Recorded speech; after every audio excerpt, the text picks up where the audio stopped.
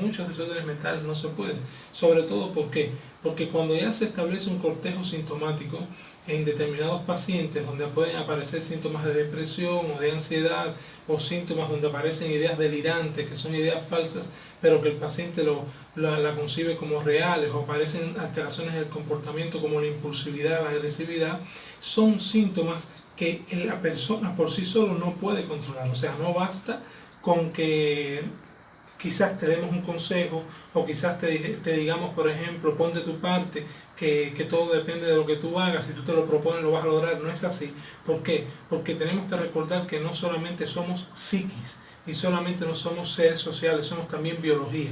Y si somos biología es porque tenemos, además de los órganos, tenemos también sustancias en nuestro organismo que son neurotransmisores, que se ponen en desequilibrio cuando comenzamos a tener vivencias que pueden ser hasta cierto punto nocivas para uno. Entonces, en ocasiones la tristeza no se puede controlar, ni la ansiedad se puede controlar. Tú puedes mejorar algunas cosas a través de los procedimientos psicoterapéuticos, pero en otros momentos estás tan dañado tu sistema nervioso que llega un momento que necesitas una medicación para poder ajustar neurotransmisores. Aquí estamos hablando de neurotransmisores que son esenciales, a los cuales se le adjudica la principal responsabilidad de muchos de estos síntomas, como es la dopamina, por ejemplo.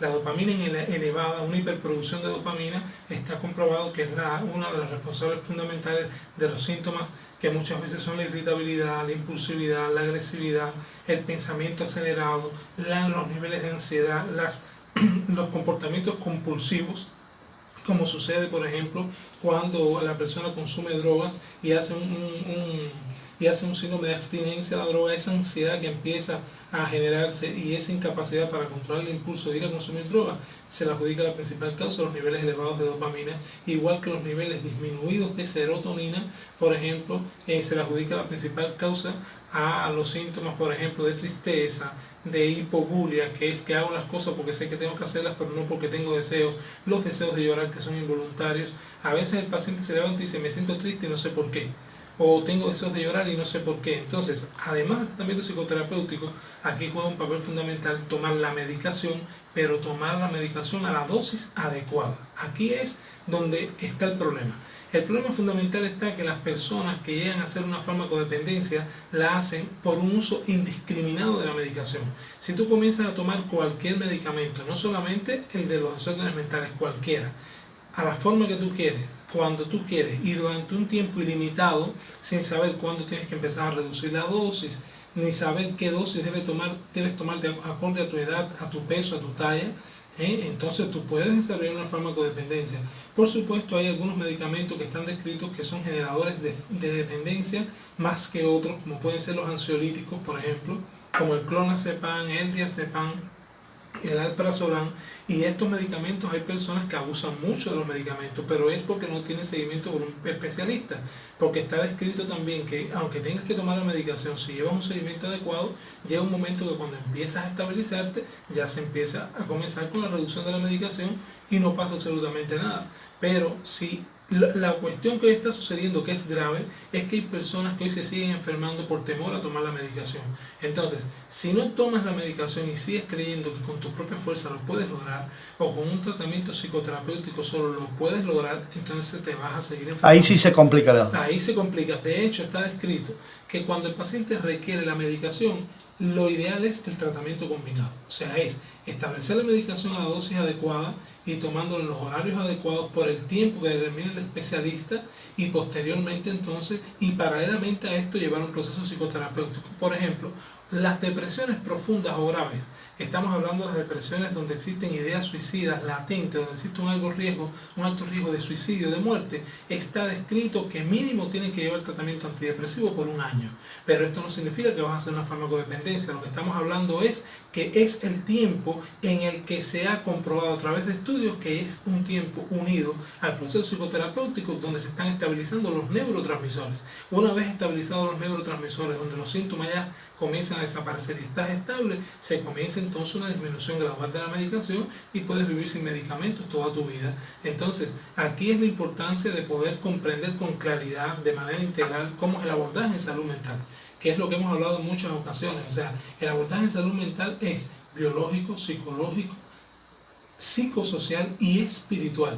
porque a veces las personas no se percatan de, por ejemplo, muchos de los profesionales, que era algo que yo hablaba en un programa hace tiempo, muchos de los profesionales a veces lo que sucede es que dan la medicación nada más, pero no tienen en cuenta las demás áreas en las que hay que trabajar el tratamiento integral. Entonces, cuando das medicación nada más y no trabajas tampoco el proceso psicoterapéutico y psicológico que hay que trabajar, entonces por supuesto el paciente se hace fármaco dependiente, porque los medicamentos ayudan a disminuir los síntomas que son incontrolables por el paciente, pero no modifican estructuras de pensamientos. Porque si yo nací pensando que cuando tú me estás mirando mucho, eso significa que yo te caigo mal, y desde pequeño lo tengo estructurado, eso no me lo va a quitar la medicación. Eso lleva junto con la medicación un abordaje psicoterapéutico.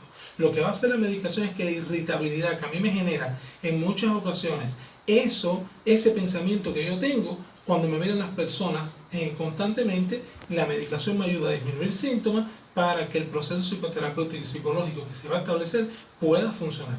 Porque un paciente desconcentrado, deprimido, sin dormir, no te puede aprovechar un tratamiento psicoterapéutico adecuado. Ahí es la importancia de la medicación. Doctor, sí se crea el problema cuando un día tomo, otro día no tomo. Eso es terrible. Primero, ¿por qué? Porque tenemos que tener en cuenta que todos los medicamentos tienen una farmacocinética y tienen un mecanismo de acción establecido para hacer efecto. Por ejemplo, cuando hablamos de vida media de un medicamento, estamos hablando de la velocidad o el tiempo el tiempo que demora un medicamento para llegar a eliminar la mitad de la concentración en sangre. O sea, el tiempo que demora un medicamento en eliminar la mitad de la concentración en sangre. Entonces aquí estamos hablando que los medicamentos tú los empiezas a tomar hoy y llega un momento que empiezan a establecer unos niveles de concentración. Pero eso, cuando uno dice, este tratamiento debe ser una tableta cada 8 horas, lo que estamos tratando es de que se mantenga una determinada concentración en sangre y que no se produzca la eliminación total del medicamento, porque se supone que en 8 horas aproximadamente ya ese medicamento debe ir disminuyendo a la mitad de la concentración, y que aquí a 10 a 12 horas ya no vas a tener medicación. Es decir, que si no tomas la medicación estable cada 8 horas o el tiempo que debes tomarlo, siempre que lo suspendas es como si muchas veces comenzaras a iniciar un nuevo tratamiento y no te puedes curar adecuadamente. Doctor, ¿y qué hacer cuando el paciente dice, he creado una adicción? Cuando un paciente identifica que ha creado una adicción a una medicación, hay que buscar un especialista. Eso no lo va a poder erradicar ni mejorar ninguna persona por sí sola. Primero, ningún medicamento que empieces a tomar después de llevar ya un mes de tratamiento, por ejemplo, lo debes suspender de forma súbita ni de forma brusca, porque se hace un efecto que se llama síndrome por discontinuación o efecto rebote de la medicación, que es como si tú utilizaras un resorte, lo empezaras a empujar para abajo y de pronto le quitaras la mano. Vemos que el resorte sube para arriba a una velocidad más fuerte que como tú lo estuviste suprimiendo, y en dirección contraria. Así mismo sucede con los síntomas. Aparecen síntomas mucho más fuertes